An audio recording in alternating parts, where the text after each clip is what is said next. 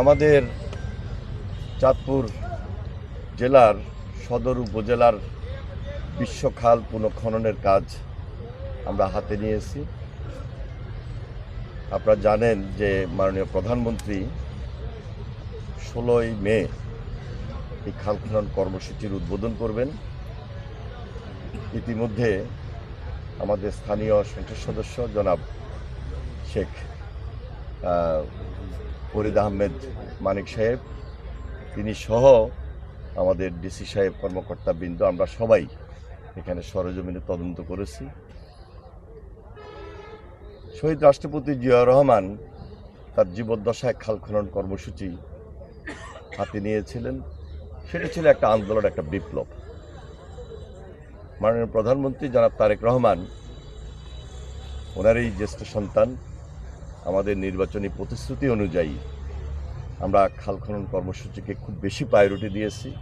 জনস্বার্থে, জনগণের সুবিধাকে বিবেচনা করে এটা একটা নতুন জাগরণ সৃষ্টি হয়েছে, ইতিমধ্যে আপনারা তাও লক্ষ্য করেছেন।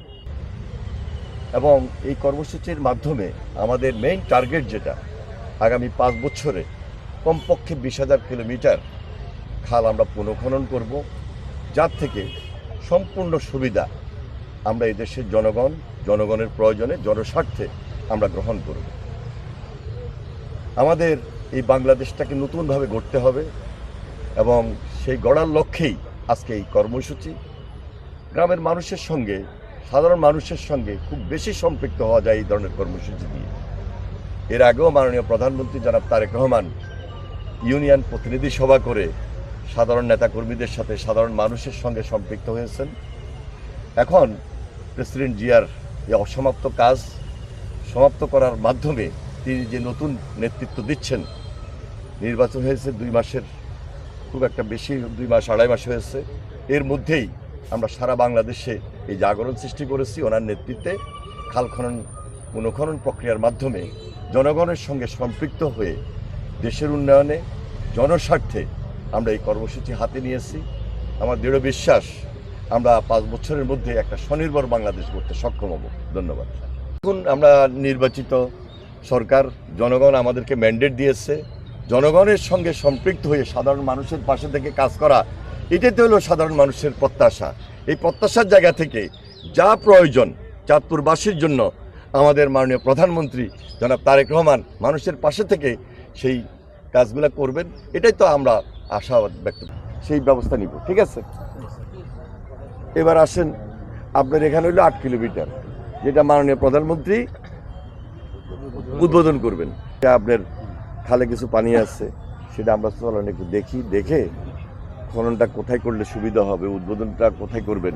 এখন উদ্বোধনের পাশে আপনি সমাবেশ কোথায় করবেন, এখানে করবেন না দূরে করবেন? এখানেই করবেন।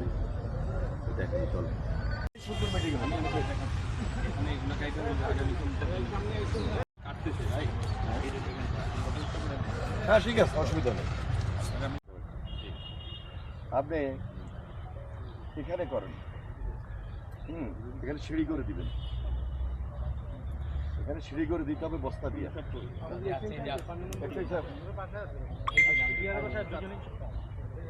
আমাদের এক্সেন সাহেব এখানে এমন একটা প্লট তৈরি করেন, কারণ ওইদিকে তো পানি টানি আছে, যেহেতু এই খননটাই আমার মনে হয় এখানেই সুবিধা হবে। একটু সিঁড়ি করে দেন, সিঁড়ি করে দিলে নিচে নেমে উনি